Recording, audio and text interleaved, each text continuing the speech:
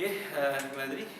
وأعذنا وأعذنا من شرور أنفسنا وسيئات أعمالنا وأعذنا من عذاب النار وعذاب القبر وفتنة المحيا والممات وفتنة المسيح الدجال. اللهم إنا نسألك الهدى والتقوى والتقى kan boleh baca wattaqwa wal afafa wal ghina. Allahumma inna nastaudi'uka adyanana wa abdanana wa khawatim a'malina wa anfusana wa ahlina wa ahbabana wa sa'iral muslimina wa jami'a ma an'amta alaina wa alaihim min umuril akhirati wad dunya. Allahumma inna nas'aluka al-afwa wal afiyata fid din wad dunya wal akhirah wajma' bainana wa bain ahbabina fi dar karamatik bifadlika wa rahmatika. Allahumma aslih wulatul muslimin اللهم أصلح ولاة المسلمين ووفقهم للعدل في رعاياهم والإحسان إليهم والشفقة عليهم والرفق بهم والاعتناء بمصالحهم وحببهم إلى الرعية وحبب الرعية إليهم ووفقهم لصراطك المستقيم والعمل بوظائف دينك القويم. اللهم الطف buang yang apa yang ada hamzah buang. Allahumma altuf bi'abdika sultanik wa waffiqhu limasalihid dunya wal akhirah وحببه إلى رعيته وحبب الرعية إليه. Nampak? Tu Imam Nawawi doa pada pemimpin kita ni, Jepang Zali doa apa tadi? Dia ucap, Ya Allah, perbaikilah hati-hati kami, hilangkanlah keaiban-keaiban kami, jadilah ketua kami dengan penuh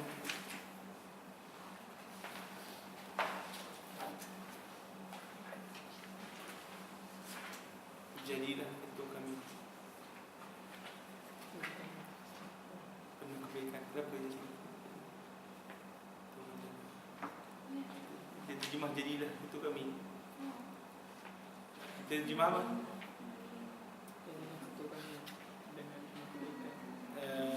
Dia macam tak kena jadi ketua kami. Bimbinglah kami. Bimbing kami.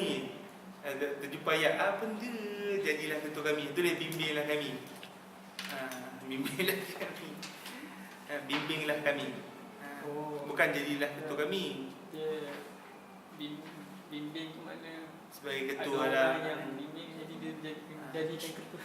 Cuma macam tak masuk sikit.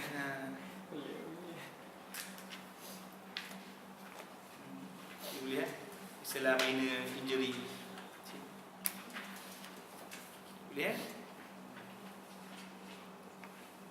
Okay. Hiasilah kami dengan takwa. Boleh himpunkanlah kami untuk kebaikan akhirat dan dunia. Kurniakanlah kepada kami ketaatan kepadamu selagi mana kami hidup. Ya Allah, permudahkanlah bagi kami untuk mendapat kemudahan syurga, dan jauhkanlah kami daripada kesusahan yang di neraka. Lindungilah kami daripada azab neraka dan azab kubur, fitnah kehidupan dan kematian, serta fitnah dajjal. Ya Allah, kami titipkan kepadamu agama kami, tubuh badan kami, pengakhiran amalan kami, diri kami, keluarga kami, kekasih-kekasih kami, seluruh kaum muslimin dan segala apa yang Engkau nikmatkan kepada kami dan kepada mereka daripada perkara-perkara akhirat dan dunia. Ya Allah, kami mohon daripadamu keampunan dan kesejahteraan di dalam dunia, di dalam agama, dunia dan akhirat. Himpunlah di antara kami dan para kekasih kami di negeri kemuliaan-Mu, yang di syurga lah negeri kemuliaan-Mu, syurga. Kelebihan-Mu dan kerahmatan-Mu. Ya Allah, perbaikilah pemerintah muslim ini, pemerintah muslimin. Penting kita doakan kepada pemimpin. Walaupun zalim macam mana pun, tipu pilihan raya macam mana pun, segala tak, memang kita kena minta. Supaya apa? Supaya hidayah. Supaya mereka balik pada jalan kebenaran. Jalan macam mana pun. Tak boleh kata nak doa apa? Biar mati lah, dia dah tipu 58.78 juta bilion. Kan? Walaupun dah banyak macam mana pun tak. Dia pemimpin, dia raja, dia sultan, dia Perdana Menteri, tapi dia tak manusia. Dia tetap umat Nabi SAW. Dia faham? Macam mana pun, berikanlah taufik kepada mereka ke arah keadilan tu, belas kasihan, berlemah lembut dan mengambil berat tentang kepentingan rakyat mereka. Jadikanlah mereka disayangi oleh rakyat dan jadikanlah mereka menyayangi rakyat mereka. Berikanlah taufik kepada mereka ke arah jalanmu yang lurus dan untuk menegakkan agamamu yang lurus. Ya Allah, berlemah lembutlah kepada hamba-Mu sultan kami itu. Berlemah lembutlah, minta supaya ni lemah lembut kepada sultan kami. Kan? Adakah kita kata Imam Nawawi ulama kerajaan? Nauzubillah. Dan berilah taufik kepadanya ke arah kepentingan dunia dan akhirat. Sayangkan dia dan rakyatnya, dan sayangkanlah rakyatnya kepada dia. Kalau kita sebut doa ni kat Facebook, oh ni ulama kerajaan, yang ni sokong ni, parti ni. Tak, itu tak. Ni beza kita. Bagi seorang ulama yang rabbani, dia sentiasa nak inginkan kebaikan, tak kira rakyat, tak kira pemimpin. Nak supaya kesemuanya menuju pada Allah Subhanahu Wa Taala. Macam ni Sayyidina Syekh Buti. Syekh Buti memang dia kata, dia ulang banyak kali, dia kata bukannya hak yang pemimpin Bashar ke, tak Bashar ke, semua bukan main daripada marikh alien dah, daripada kita juga. Kan? Kenapa kita tak boleh bimbing sama-sama kita masing-masing menuju Allah Subhanahu Wa Taala? Itu penting kan? Itu kena faham daripada jiwa bagaimana ulama-ulama rabbani. Orang yang berdoa meneruskan doanya untuk sultannya sebagaimana yang disebutkan di dalam doanya secara umum untuk perintah, kan? Boleh sebut secara khusus, kan? Kemudian dia hendaklah menambah Allahumma arham nafsahu wa biladahu.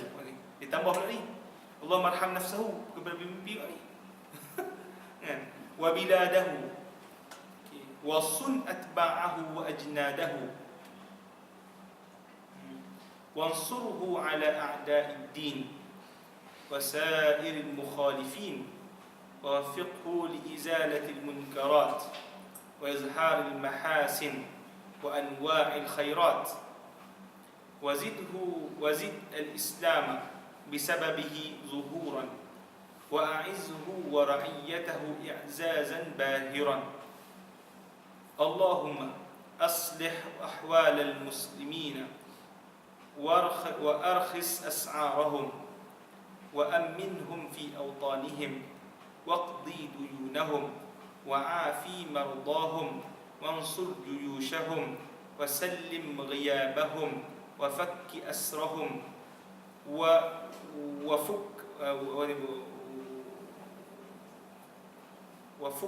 وفك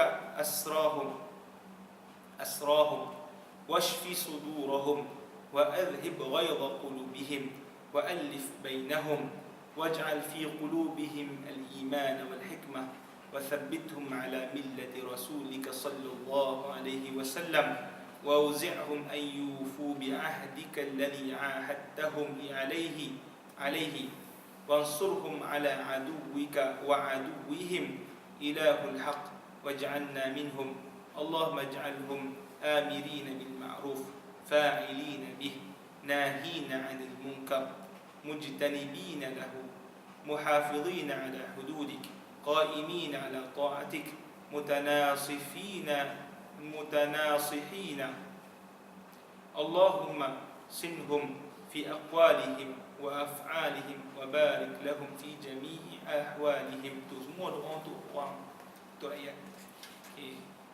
Ya Allah, rahmatilah diri dan negerinya. Kan? Pelihara diri itu kepada pemimpin itu.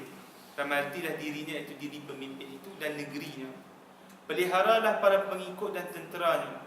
Bantulah dia menghadapi semua musuh-musuh agama dan orang-orang yang tidak mematuhinya. Berikanlah kepada taufik untuk menghilangkan segala kemungkaran dan untuk melahirkan segala jenis kebaikan. Jadikanlah Islam lebih mendapat tempat dan sebabnya lebih mendapat tempat.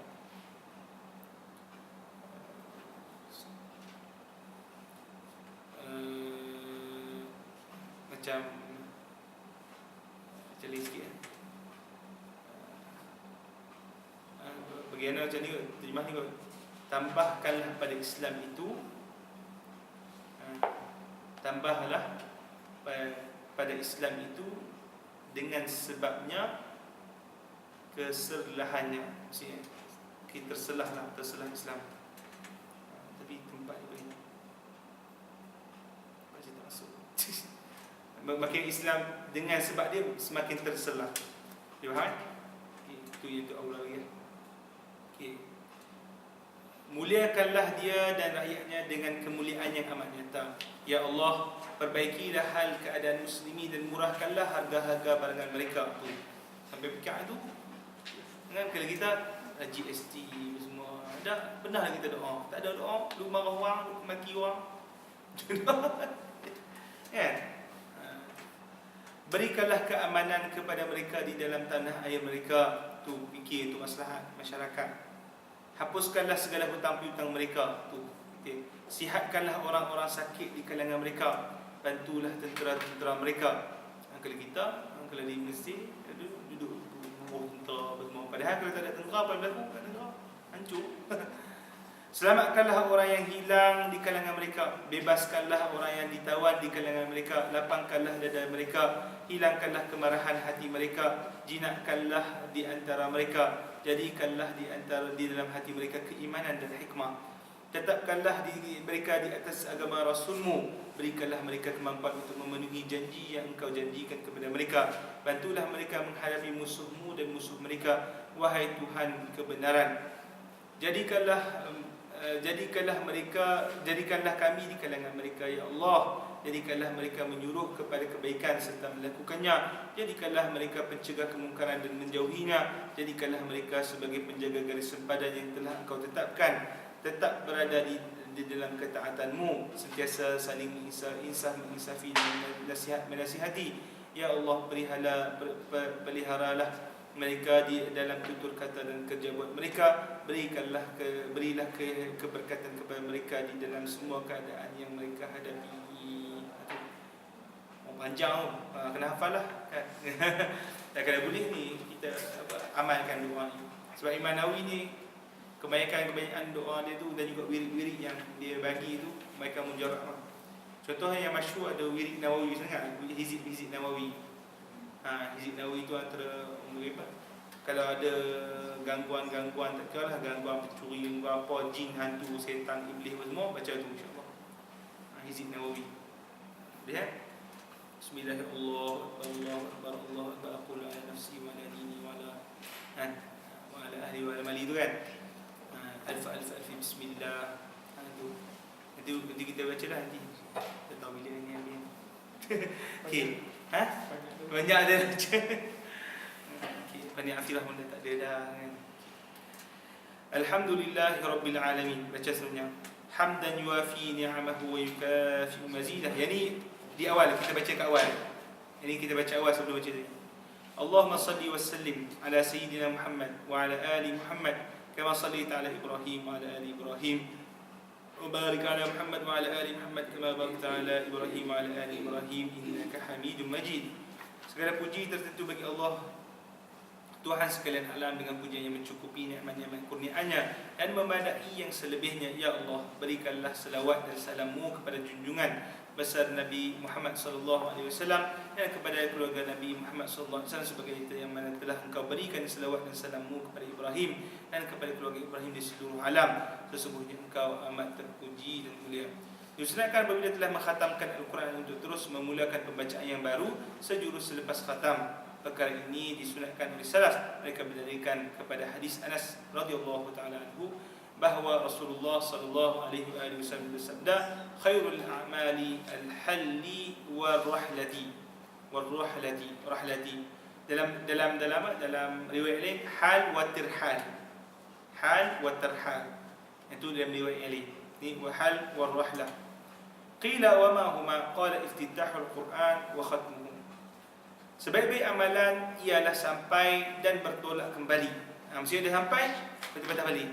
Itu aula amalan. Maksudnya apa? Bila dah habis, buat lagi. Boleh kan? Baginda bertanya apakah itu? Baginda menjawab pembukaan Al-Quran dan mengkhatamkannya.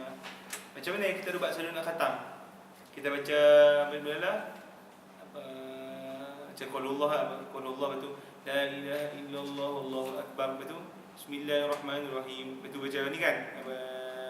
Al-Falaq, kemudian An-Nas, betul, kemudian kita baca balik kan Al-Fatihah kan. Lepas tu kita sampai Alif Lam Mim, lepas tu kita stop. Kan kat situ kan, selalu yang buat kan. Itulah itu sunnah. Okay, boleh Okay, baca fasal yang ketujuh. Okay, boleh. Ada berapa soalan? Semua senang amalan-amalan je lah. Tunggu buat je. Kan? Sampai dah khatam Quran tu doakan lah. Okay, okay, baca. Bab 7. Adab-adab manusia dengan Al-Quran.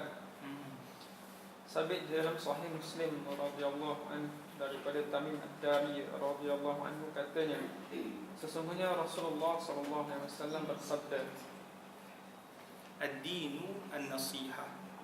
Qulna liman? Qala lillahi wa likitabihi wa lirasulihi wa li'a'immatil muslimina wa 'ammatihim. Maksudnya apa? agama itu adalah nasihat. Kami bertanya, bagi siapa? Baginda menjawab, bagi Allah, bagi kitabnya, bagi rasulnya, bagi para imam muslimin dan orang awam mereka. Kita syarahkan, tapi Imam Nawawi syarahkan sini. Kita baca. Para ulama rahimahullah berkata, yang dimaksudkan dengan nasihat bagi kitab Allah ialah beriman bahawa ia adalah kalam Allah Ta'ala. Kalam Allah. Penurunannya sama sekali tidak sama dengan kalam makhluk. Tiada seorang pun daripada kalangan makhluk yang mampu membuat seumpamanya, membesarkannya dan membacanya dengan cara yang sebenar, memperelokkannya, khusyuk ketika membacanya, memperbetulkan huruf-hurufnya ketika membaca, mempertahankannya ketika ia ditafsirkan oleh golongan yang menyeleweng dan dihuraikan oleh golongan yang melampau, Kita kena pertahankan.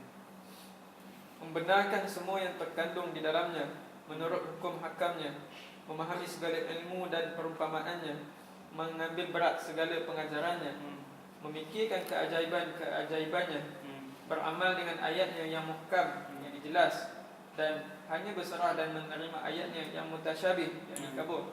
Berserah tu yang maksudnya tafwid tadi. Kan? Ya. Mendalami ayatnya yang umum, khusus, nasikh dan mansukh, menyebarluaskan ilmunya, menyeru ke arahnya dan kepada menasihatinya sebagaimana yang telah kami sebutkan di atas. Tu Imam Nawawi khulasah kitab ni tu. Dan juga khulasahkan hubungan kita dengan Al-Quran dan memberi perkataan ni.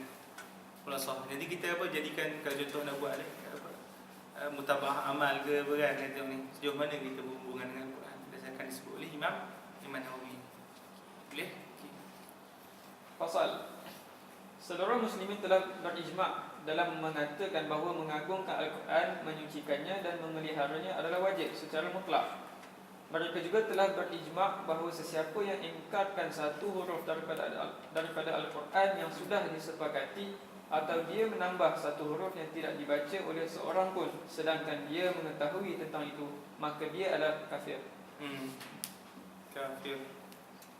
Imam Al-Hafiz Abu Al-Qadi Iyad rahimahullah berkata, ketahuilah bahawa sesiapa yang menghina Al-Quran atau mushaf atau sebahagian daripadanya, atau mencelanya, atau mengingkari satu huruf daripadanya, atau mendustakan satu hukum atau perkhabaran yang telah dinyatakan dengan jelas di dalamnya, atau mengisbatkan sesuatu yang dinafikan olehnya, atau menafikan apa yang diisbatkan olehnya sedangkan dia mengetahui perkara tersebut, atau dia mengesyaki satu perkara di dalamnya, maka dia dihukum sebagai kafir dengan ijma' para muslimin. Begitu juga hukumnya jika dia mengingkari kitab Taurat atau Injil atau kitab-kitab Allah lain yang diturunkan, atau kafir dengannya, atau mencelanya, atau menghinanya, maka dia adalah kafir. Beliau berkata lagi, para muslimin juga telah berijma' bahawa Al-Quran yang dibaca di seluruh tempat yang tertulis di dalam mushaf dan berada di tangan muslimin daripada apa yang dikumpulkan di antara dua kulit, daripada Alhamdulillahi Rabbi Al-Alamin. Tu betul tu. Tapi letak alif kecil. Daripada Alhamdulillah Rabbil Alamin Ini surah Al-Fatihah hingga ke akhir Qul a'udzu birabbin nas, surah An-Nas adalah kalam Allah dan wahyunya yang diturunkan kepada Nabi-Nya Muhammad sallallahu alaihi wasallam, bahawa segala yang terdapat di dalamnya adalah hak, yakni kebenaran. Ini benda yang kita kena i'tiqad, kena ulang-ulang lah. Sesiapa yang mengurangkan walaupun satu huruf daripadanya dalam keadaan sengaja, atau menggantikannya dengan huruf lain, atau menambah padanya satu huruf yang tidak ada di dalam mushaf dan tidak diijma'kan, malah diijma'kan bahawa ia adalah bukan Al-Quran, yakni perbuatan-perbuatan ini dilakukan dengan sengaja, maka dia adalah kafir. Abu Uthman bin Al-Hizab berkata, semua ahli tauhid bersepakat mengatakan bahawa tidak menerima satu huruf daripada Al-Quran adalah kufur. Fuqaha Baghdad bersepakat terhadap tuntutan taubat daripada Ibnu Shanbus, seorang guru Al-Quran yang ternama kepada Ibnu Mujahid, kerana dia membaca Al-Quran dan menyuruh muridnya membaca dengan qiraat yang syaz, yang terdiri daripada huruf yang tidak terdapat di dalam mushaf. Mereka membuat satu fail dan sijil pengakuan terhadap taubatnya, yang mereka sendiri menjadi saksi di hadapan menteri yang bernama Abu Maqallah pada tahun 323 Hijrah. Itu ada isu lah sebenarnya, ada orang tu baca kan, supaya yang tu dah bertobat. Sementara itu, Muhammad bin Abu Zaid telah memberi fatwa terhadap seorang yang berkata kepada seorang kanak-kanak, semoga Allah melaknati guru engkau dan apa yang diajarkan kepadamu. Muhammad bin Abu Zaid berkata sebagai menasihati orang yang berkata itu, hendaklah engkau berkata, yang aku maksudkan ialah keburukan adab, bukannya Al-Quran. Muhammad bin Abu Zaid seterusnya berkata, jika dia melaknat mushaf, maka dia hendaklah dibunuh. Ini adalah akhir perkataan Al-Qadiriyat rahimahullah. Yang ni memang kalau mazhab Maliki terutamanya, ta'zir terutama pada hak Al-Quran dan juga hak Nabi, walaupun dia bertaubat, dia mesti kena bunuh. Dia punya hukuman dia. Dia punya hukuman di apa? Court of Cordoba kan, Mahkamah Cordoba macam tu. Apa-apa saja yang melibatkan berkenaan dengan menghina-hina Nabi, menghina Al-Quran, walaupun dia bertobat, hukuman dia tetap bunuh. Kerah. Tapi kita tak taubat kita. Lihat. Okey, seterusnya. Pasal siapa yang tidak berkeahlian diharamkan untuk mentafsirkan Al-Quran tanpa ilmu dan menyebut pengertian-pengertiannya. Hadis-hadis berkenaan perkara ini adalah banyak. Ijma' juga mengatakan demikian. Tu ijma' diharamkan bagi tidak berkeahlian. Keahlian. Kerana keahlian itu mesti power 15 ilmu. 15 ilmu. Secara umum kita kata apa maksud 15 ilmu? 15 PhD.